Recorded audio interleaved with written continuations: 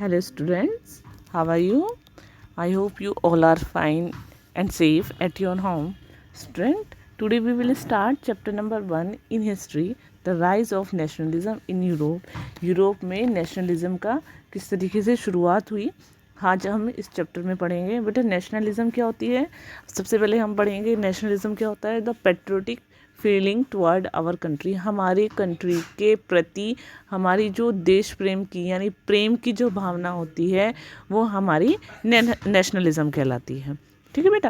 बेटा आप यानी आप सबको पता है कि मिड 18 सेंचुरी में जो हमारा क्या था, मिड 19 सेंचुरी में जो हमारा यूरोप था, यूरोप में बहुत सारी कंट्री जैसे फ्रांस, ग्रीक, रशिया, ये सब क्या थे, ये पूरी तरीके से यूनाइटेड नहीं थे, यानी एक नेशन के रूप में नहीं थे, सब अलग अलग तरीके से बिखरे हुए थे।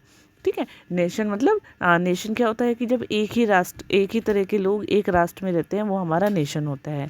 तो यहाँ आप देखेंगे कि आपकी बुक में सबसे पहले फर्स्ट पेज पर ही आपको ये एक पिक्चर दिखाई देगी, एक फिगर दिखाई देगी जिसमें कि आपको dream of the world wide democratic and social republics, जो इसका फिगर का नाम है, इस पिक्चर का नाम है, और ये किसने बनाई है, फ्रेडरिक सेरियो, जो कि 1848 में ये फ्रेंच के आर्टिस्ट थे। इन्होंने 4 सीरीज़ जो है वो अपने ड्रीम की विजुलाइज जो है एक पूरे ड्रीम की इन्होंने पूरे संसार की रचना की थी, अपने इस पिक्चर्स के थ्रू उन्होंने बताया था। और यहाँ पर उन्होंने ये क्या दिखाया, democratic and the social Republic जिसको कहा गया है। तो इसको क्या कहा गया है, डेमोक्रेटिक एंड सोशल रिपब्लिक इसको बताया गया है। यानी बेटा फ्रेडरिक सेरियो 1848 में उन्होंने अपने 4 प्रिंट विजुलाइज अपने ड्रीम के 4 प्रिंट बनाए थे पूरे वर्ल्ड के, जिसको डेमोक्रेटिक एंड सोशल रिपब्लिक कहा गया है। उन्होंने अपने फर्स्ट प्रिंट में, जो सीरीज़ का फर्स्ट प्रिंट है, उसमें ये शो किया है, उसमें दिखाया है कि यूरोप और अमेरिका के लोगों के बारे में दिखाया है कि सभी उम्र के लोग जो थे और जो सामाजिक वर्ग के जितने भी लेडीज़ और जेंट्स थे, मैन और वुमेन, वो एक लंबी सी लाइन में लगे हुए हैं। ठीक है। वो लंबी लाइन में किसके लिए, जो हमारी स्टैचू ऑफ द लिबर्टी है उनके सामने प्रे कर रहे हैं, प्रे करते हुए जा रहे हैं। आप यहाँ पिक्चर में देख सकते हैं कि स्टैचू ऑफ लिबर्टी से आगे यहाँ पीछे लाइन तक बहुत सारे लोग जो एक लंबी सी लाइन में लगे हुए हैं और वो उनसे स्टैचू ऑफ लिबर्टी जो है उनसे प्रे कर रहे हैं। आपको बेटा ये याद ही होगा कि जो आपने लास्ट चैप्टर में पढ़ा था अपनी लास्ट क्लास में, कि जो फ्रेंच रेवोल्यूशन थी उनके समय में जो जितने भी आर्टिस्ट थे वो स्वतंत्रता को एक महिला के रूप में उन्होंने बताया है, यानी उनको फीमेल के रूप में, लिबर्टी को एक फ़ीमेल के रूप में बताया है। तो यहाँ आप देख सकते हैं कि फ़ीमेल जो है वो उनको ही एक लिबर्टी की, स्टैचू ऑफ द लिबर्टी के रूप में उन्होंने दिखाया है। आप ये भी देख सकते हैं कि यहाँ भी आप जो उन फीमेल जो है उसको देख सकते हैं कि वो एक टॉर्च जो है, टॉर्च लिए हुए खड़ी हैं, मशाल को देख सकते हैं आप, वो उनके हाथ में है, और उनके दूसरे हाथ में क्या है, एक right, charter of the right है of man in the other hand, उनके अदर हैंड में चार्टर ऑफ द राइट्स है। ठीक है। यानी चार्टर ऑफ राइट्स क्या है, मनुष्य के अधिकारों का जो घोषणा पत्र होता है वो है। इस स्टैचू के सामने ज़मीन पर हमारे बहुत से एब्सोल्यूटिस्ट इंस्टीट्यूशंस जो हैं वो पड़े हुए हैं, बहुत सारे रिमेन्स पड़े हुए हैं। मतलब हमारे जो एब्सोल्यूट्स क्या होते हैं, वो होते हैं एक ऐसी सरकार जहाँ पर किसी सत्ता पर किसी का कोई भी जो है रिस्ट्रिक्शन नहीं होती। ठीक है। यानी गवर्नमेंट और system of rule that has no restriction on the powers exercised in history, the term refer to from monarchal government. यानी हम हिस्ट्री में एब्सोल्यूटिस्ट को मोनार्कल सिस्टम के रूप में भी जानते हैं। सीरियो जो है उनके यूटोपियन जो विज़न है उसमें वो उन्होंने ये बताया है कि people of the world are grouped as distinct nation. जो हमारे पूरे उन्होंने अपने यूटोपियन जो विज़न था उसमें बताया कि जो दुनिया के जो लोग हैं वो अलग अलग नेशन में बटे हुए थे, जिनकी पहचान किससे होती थी, उनके कपड़ों से और उनके जो नेशनल कॉस्ट्यूम थी उससे होती थी। यानी इस पिक्चर में आप ये जितने भी लाइन देख सकते हैं, इस लाइन में लोगों की पहचान उनके कपड़ों से, उनके नेशनल फ्लैग से और उनके किससे, उनके जो कपड़े हैं इन सब से होती थी। Leading the प्रोसेसन way pass statue of the liberty, आप यहाँ देख सकते हैं उसकी स्टैचू ऑफ लिबर्टी की जो मूर्ति है उससे आगे भी बहुत सारे लोग जो है वो निकल गए हैं। अब उससे आगे कौन कौन सी कंट्री के लोग निकले हैं तो हम यहाँ देख सकते हैं कि यूनाइटेड स्टेट यानी अमेरिका जो है और स्विट्ज़रलैंड का जो फ्लैग है वो लोग जो है इससे आगे निकल चुके हैं। और वो सबसे आगे इस जो है ये जो मूर्ति जो है इसको लीड कर रहे हैं, इस पूरी लाइन को, रैली को पूरी को लीड कर रहे हैं। जो अब तक क्या है बिल्कुल क्या बन चुके हैं, वो सब एक नेशन, स्टेट नेशन बन चुके हैं, यानी अब वो क्या है सभी एक यूनाइट हो चुके हैं। France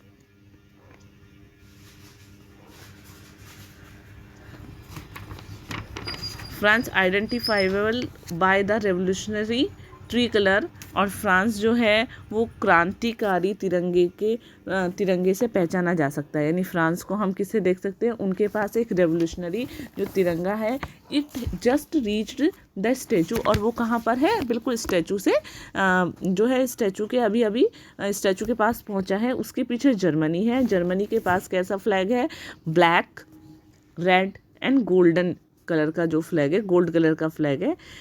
intentionally at the time the सीरियो create his image, और उस जो सीरियो है उसने जो इमेज, ये जो चित्र बनाया है, इसमें जर्मनी के लोग हैं उस समय तक एक क्या है, किसका हिस्सा, वो जो यूनाइटेड नेशन जो है संयुक्त राष्ट्र का वो हिस्सा नहीं बने थे, यानी वो यूनाइटेड नेशन नहीं बने थे।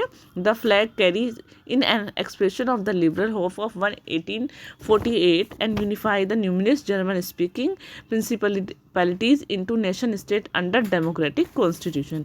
अब इसमें क्या गया है, ये जो झंडा है, जो फ्लैग उन्होंने ले रखा है, वो 1848 में लिबरल की जो उम्मीदें होती हैं उनको बताता है, जिनमें से बहुत सारे जर्मन लैंग्वेज के जो रीजन्स थे उनको क्या कर दिया गया था, एक डेमोक्रेटिक, ठीक है, डेमोक्रेटिक कॉन्स्टिट्यूशन के अंतर्गत उनको एक नेशन राष्ट्र के रूप में वो बनाना चाहते थे। यानी जर्मन के जो लोग हैं वो अपने आप को एक डेमोक्रेटिक कॉन्स्टिट्यूशन के अंदर, जो जर्मन स्पीकिंग लोग हैं वो अपने आप को एक कॉन्स्टिट्यूशन के अंदर कंट्रोल में एक नेशन के रूप में बनाना चाहते थे।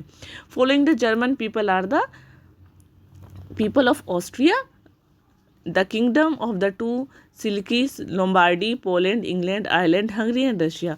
और उसके अलावा जर्मन के बाद कौन कौन आता है, ऑस्ट्रिया, यानी ऑस्ट्रिया के लोग हैं, फिर 2 सिल्सिलियों के जो पूरे सिल्सिलिए हैं जो उनके किंगडम है, उसके बाद लोम्बार्डी है, पोलैंड है, इंग्लैंड है, आयरलैंड है, हंगरी और रशिया है, ठीक है। जो सबसे आप ऊपर से देख सकते हैं कि ऊपर फ्रॉम द हेवन, यहाँ आप देखिए बेटा कि हेवन से, आप यहाँ देखें कि ये हेवन है, यहाँ पर हेवन से क्या कर रहे हैं, हेवन स्वर्ग से जो जीसस क्रिस्ट है या बहुत सारे संत हैं या बहुत सारे जो एंजल्स हैं वो क्या कर रहे हैं, वो इस नीचे जो सारा ये प्रोसेसर हो रहा है इसके ऊपर अपनी नज़र टिकाए हुए हैं, उसको देख रहे हैं।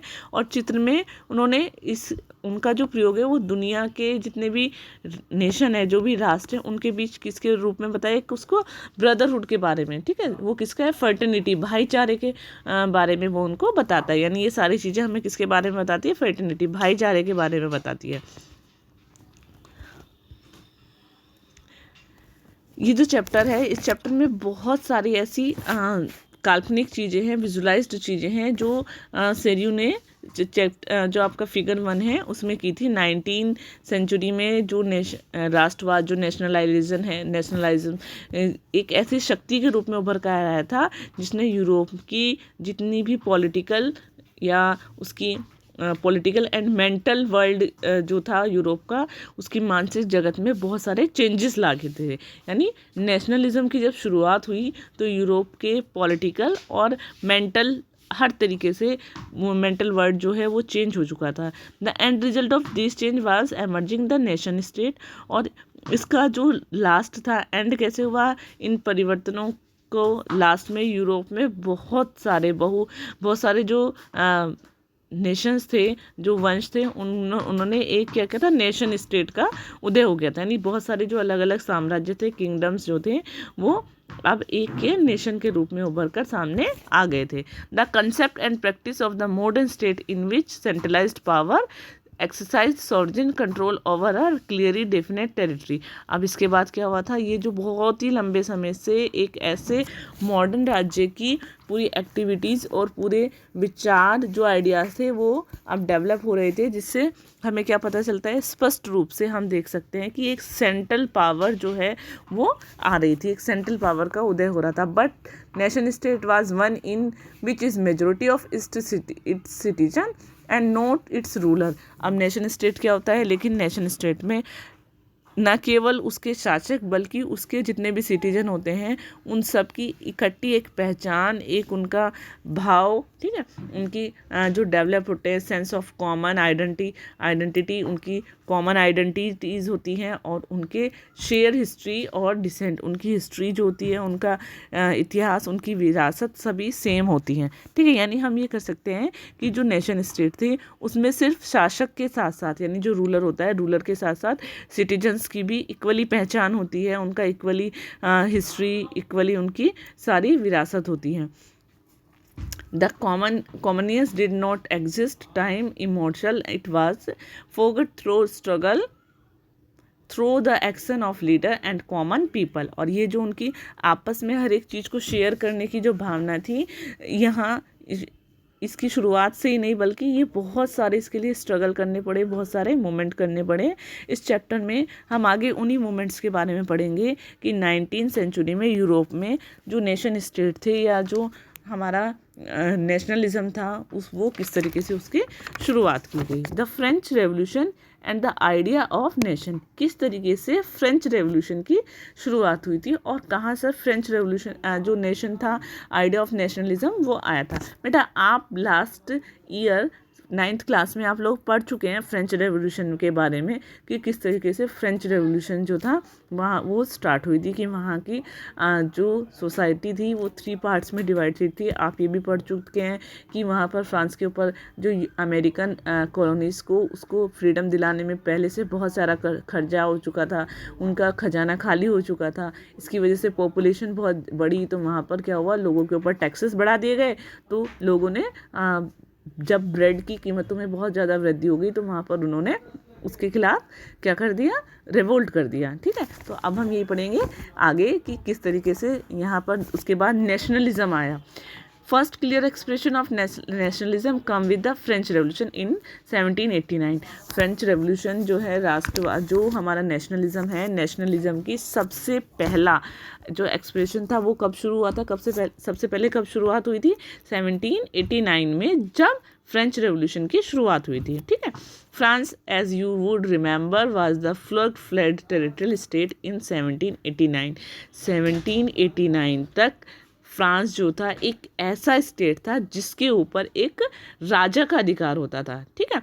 एक किसका, जो monarch, absolute, under the rule of an absolute monarch, एक एब्सोल्यूट मोनार्क का अधिकार होता था। और जब फ्रेंच रेवोल्यूशन हुई तो उसके कारण बहुत सारे चेंजेस आए, और जो फ्रांस था वहाँ पर जो उसका पॉलिटिकल एंड कॉन्स्टिट्यूशनल चेंजेस जो उसके आए, उसके बाद आए, तो French revolution did transfer sovereignty from to monarch to body to the French citizen. अब वहाँ पर फ्रेंच सिटीजन में मोनार्क सिस्टम से ख़त्म होकर मोनार्क सिस्टम ख़त्म हो गया, और वहाँ पर जो सत्ता थी, जो पावर थी, वो किसके हाथ में आ गई, फ्रांसीसी सिटीजन के समूह के लोगों के हाथों में आ गई। मीन्स मोनार्क सिस्टम अब वहाँ से ख़त्म हो गया था। जो रेवोल्यूशन था उसका proclaimed that it was the people who would enforce constitution the nation and shape is destiny. जो क्रांति की जो घोषणा की थी, अब लोगों के द्वारा एक नेशन का गठन होगा। क्रांति की घोषणा की, क्रांति ने, ये जो रेवोल्यूशन थी इसने ये घोषणा की कि अब जो नेशन है इसका जो गठन होगा वो क्या है, अब लोगों द्वारा एक नया राष्ट्र बनेगा, और वे ही उसको क्या करेंगे, उसके जो उसकी डेस्टिनी है, उसकी आगे जो किस्मत है वही लोग तय करेंगे। मीन्स ये जो फ्रेंच रेवोल्यूशन हुई थी, इस फ्रेंच रेवोल्यूशन की कि हम एक ऐसा नेशन बनाएंगे जो लोगों के कंट्रोल में होगा और वही उस सब को तय करेंगे उसके बारे में. From very beginning in French revolutionaries introduce various measures and practice that could create sense of collective identity among French people. और शुरू से ही जो फ्रांसीसी लोग थे उन्होंने बहुत सारे ऐसे कदम उठाए जिससे जो फ्रांसीसी सिटीजन थे उनमें एक सामूहिक पहचान की, जो कलेक्टिवली, जो सेंस ऑफ कलेक्टिवली है उसको आइडेंटिफाई किया जाए, वो भावना उनमें पैदा हो सकती थी. अब किस किस तरीके से ये उनके सेंस ऑफ कलेक्टिव, जो सेंस ऑफ कलेक्टिव आइडेंटिटी थी वो फ्रेंच पीपल में किस तरीके से उदय हुआ उसका. सबसे पहला जो वहाँ पर idea of la patrie and the la citoyens, जो उनमें ला पेट्रेट और ला सिटियोन्स जो थे, इस तरीके के जो विचार थे वो उनमें एम्फेसिस हुए. एक नेशन के रूप में United community enjoy equal rights under the constitution. उन्होंने ऐसे विचारों को संयुक्त समुदाय के विचार पर बल दिया जिसे क्या था, एक कॉन्स्टिट्यूशन में सभी के लिए इक्वल लॉ की भावना तैयार की गई थी. सेकंड है उसमें कि एक न्यू फ्रेंच फ्लैग जिसको ट्री कलर कहा गया था वो चूज़ किया गया था to replace former royal standard. यानी जो शाही झंडा था, शाही झंडे की बजाय एक ट्री कलर का जो एक फ्लैग था उसको अब चुना गया था, जिसने क्या है पहले वाले झंडे की जगह ले ली थी. थर्ड, नेशनल असेंबली जो थी, the estate general was elected by the body of active citizen. जो एक एस्टेट जनरल थी उसको इलेक्ट किया गया था एक्टिव सिटीजन के द्वारा और उसका नाम बदलकर नेशनल असेंबली कर दिया गया था. ठीक है, उसको अब क्या था, पहले एस्टेट जनरल चुनी जाती थी जो एक्टिव सिटीजन्स होते थे, अब उसको एक नाम बदलकर नेशनल असेंबली का नाम दिया गया. न्यू हेम्स वर कंपोज्ड, एक नया हेम्स जो था, एक नई रचनाएं शपथ ली गई थी जिसमें क्या था, किसको, oath taken by patriots comrades all in name of the nation. इन सबको जितने भी शहीद थे उनका गुणगान किया गया था और ये सब किसके नाम थे, एक नेशन के नाम पर किया गया था. नेक्स्ट है a centralised administrative system was put in place. और एक नया सेंट्रलाइज सिस्टम जो था वो शुरू किया गया था. And it formulated uniform law for all citizen. सभी के लिए एक यूनिफॉर्म्स लॉ जो था वो सभी के लिए, सभी नागरिकों के लिए समान कानून बनाए गए थे, यानी इक्वली लॉ सभी के लिए होंगे. For all citizen with in its territories, जो उनकी टेरिटरीज में रहने वाले जितने भी लोग थे सभी के लिए इक्वल लॉज थे. Internal custom duties and dues were abolished. जितने भी इंटरनल कस्टम ड्यूटीज़ थी और रूल्स जो ड्यूज थे उन सबको एबॉलिस्ट किया गया था. Uniform system of weight and measure was adopted. नया एक सभी के लिए समान जो था नाप तोल की एक समान व्यवस्था लागू की गई थी सभी के लिए.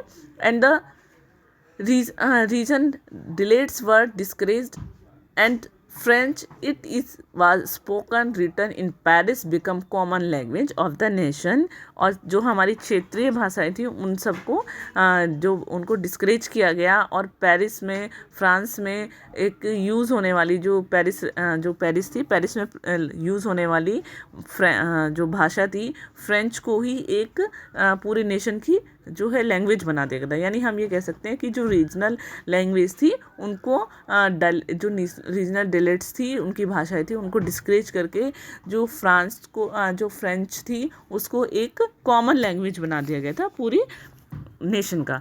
Revolutionaries further declared that it was the mission and destiny of the French nation liberates the people of Europe from despotism. In other words, other people of Europe to become nation. यानी क्रांतिकारियों ने, जितने भी revolutionaries थे, उन्होंने अब ये घोषणा कर दी थी कि जो फ्रांस नेशन है, फ्रांस का जो डेस्टिनी है और उनका जो लक्ष्य था, अब यूरोप के लोगों को क्या था, उनके जो मोनार्क, जो राजा थे, उन सब से आज़ाद करा जाएगा. दूसरे शब्दों में हम ये कह सकते हैं कि अब फ्रांस यूरोप के दूसरे लोगों को एक नेशन के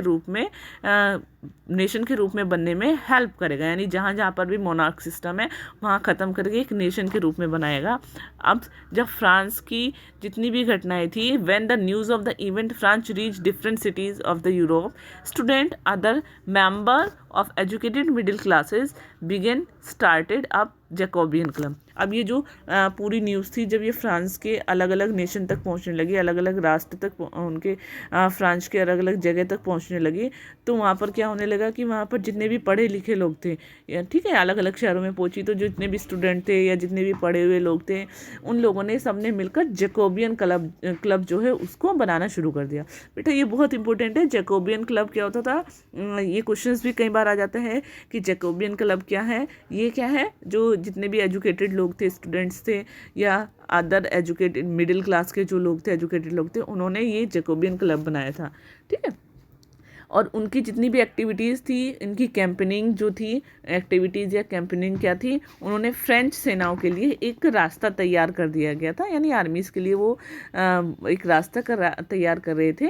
कहाँ पर, जो 1970 में जो होलैंड, बेल्जियम, स्विट्ज़रलैंड या इटली के बहुत बड़े बड़े इलाकों में वहाँ तक वो जा सकें, ठीक है। यानी जैकोबियन क्लब ने आर्मीज़ को हेल्प की थी हॉलैंड, बेल्जियम और स्विट्ज़रलैंड जाने के लिए। विद आउटब्रेक ऑफ रेवोल्यूशनरी वार, जब क्रांतिकारी युद्ध की शुरुआत हुई तो फ्रांसीसी जितनी भी फ्रांस की सेनाएं थी, उन्होंने नेशनलिज्म के विचार को विदेशों में ले जाने में हेल्प किया, यानी आइडिया ऑफ नेशनलिज्म को हेल्प किया अदर कंट्रीज़ में भी ले जाने में। Within the wide swath of territory that came under his control, जब नेपोलियन जो control Napoleon setup introduce many of the reform that he had already introduced in France. Napoleon के control में जितने भी जो क्षेत्र थे, वहाँ पर उसने बहुत सारे रिफॉर्म्स किए जिन्हें फ्रांस में पहले से ही उनको स्टार्ट किया जा चुका था। फ्रांस में क्या कर लिया गया था, अब क्या किया, through a return of monarch Napoleon, जब फ्रांस में मोनार्क वापस लाकर नेपोलियन ने वहाँ की जितनी भी डेमोक्रेटिक सिस्टम जो था उसको डिस्ट्रॉय कर दिया था, ठीक है। Through return to monarch system वापस लेकर आया था।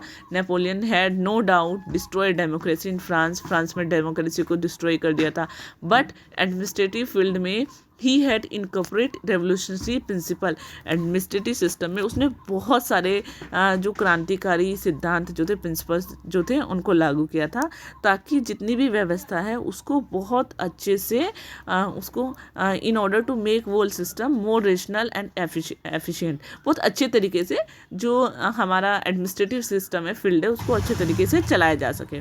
अब नेपोलियन ने सिविल कोड जो स्टार्ट किया था, वो क्या था नेपोलियन का सिविल कोड।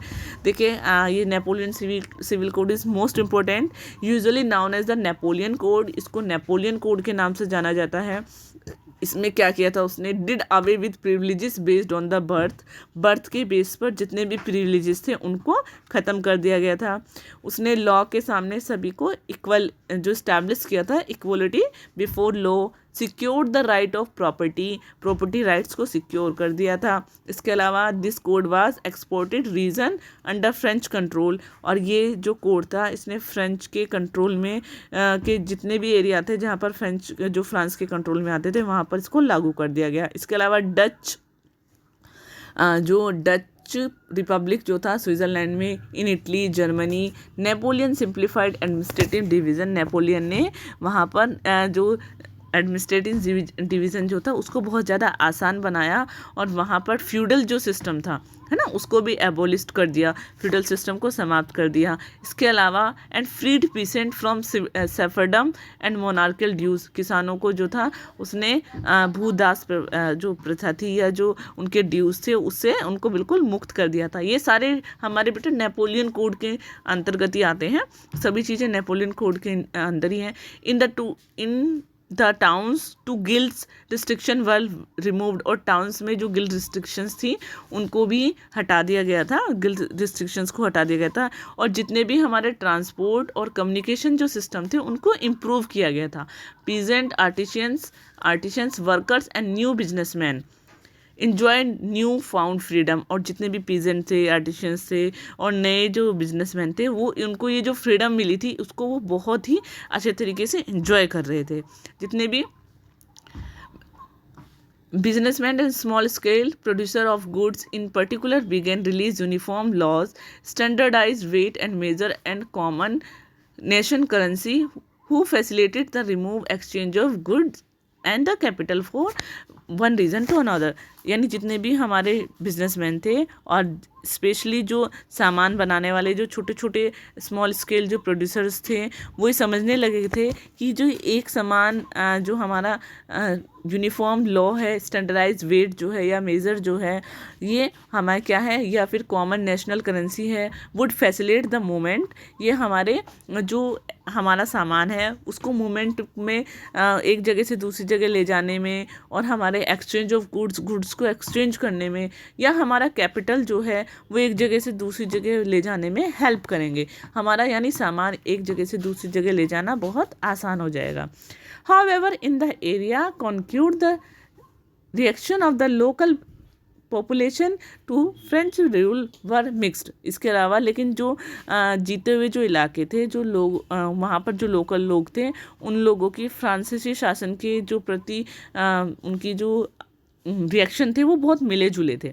शुरू में तो उन्हें बहुत सारे जो जैसे हॉलैंड, स्विट्ज़रलैंड और उनके साथ बहुत सारे जो जितने भी उनकी सिटीज़ थी, ब्रेसल, मेज, मिलान, वार्सा, उन सब में फ्रांसीसी सेनाओं का जो स्वतंत्रता का उपहार देने वाला की तरह उन्हें स्वागत किया गया। यानी जो वहाँ के शुरू में तो ये जितने भी लॉज, जितने भी सिविल कोड्स जो थे लागू किए गए थे, तो फ्रांसीसी जितनी भी वहाँ की आर्मीज थी उन्होंने बहुत ज़्यादा उनका स्वागत किया। लेकिन बाद में क्या था, उनकी जो आइडियाज़ थे, लेकिन उनका जो शुरू में इतना जो उत्साह उन्हें लग रहा था, बाद में उनका उत्साह जो है वो बदल गया। अब उन्हें ये लगने लगा था कि जितनी भी हमारी ये एडमिनिस्ट्रेटिव अरेंजमेंट है, ये हमें क्या है, हमारे जो पॉलिटिकल फ्रीडम जो है हमारे उसके लिए सही नहीं है, हमारे पॉलिटिकल फ्रीडम्स के लिए ठीक नहीं है। बढ़े हुए कर, जितने भी हमारे इंक्रीज टैक्सेशन जो बढ़ा था, कर जो बढ़े थे, सेंसरशिप, और जितने भी हमारे बाकी यूरोप को जीतने के लिए फ्रेंच जो सेना थी उसने ज़बरदस्ती भर्ती से जो नुकसान हो रहा था, यानी ज़बरदस्ती उन सबको, उसमें क्या था, force consumption into French armies को में ज़बरदस्ती उनको भर रहे थे। तो ये जो नुकसान था, ये हमारा क्या था, required to conquer the rest of Europe and all seem the outweigh advantage other on the administrative change. इसकी वजह से जितने भी हमारे एडमिनिस्ट्रेटिव चेंजेस हो रहे थे, इससे लाभ से कहीं ज़्यादा उन्हें नुकसान मिल रहे थे। ठीक है, यानी जो हमारे चेंजेस हो रहे थे या जो कर बढ़ रहे थे और जो ज़बरदस्ती सेना में भर्ती हो रहे थे, इससे उन्हें बहुत कम लाभ हो रहा था, लेकिन नुकसान बहुत ज़्यादा हो रहा था। तो बेटा हम यहाँ पर ये भी कह सकते हैं कि ये जो नेपोलियन कोड था, ये इसके नेगेटिव इफ़ेक्ट भी थे। ठीक है, यानी स्टार्टिंग में तो जो लोग थे उनको लग रहा था कि ये बहुत अच्छा है, बहुत सही है, लेकिन बाद में उनको ये इसके नेगेटिविटी जो है, इसके नेगेटिव इफ़ेक्ट्स भी नज़र आने लगे थे। तो ये हम नेगेटिव इफ़ेक्ट्स भी कह सकते हैं नेपोलियन कोड के। Okay student, rest part of this chapter we will discuss on next one. Thank you.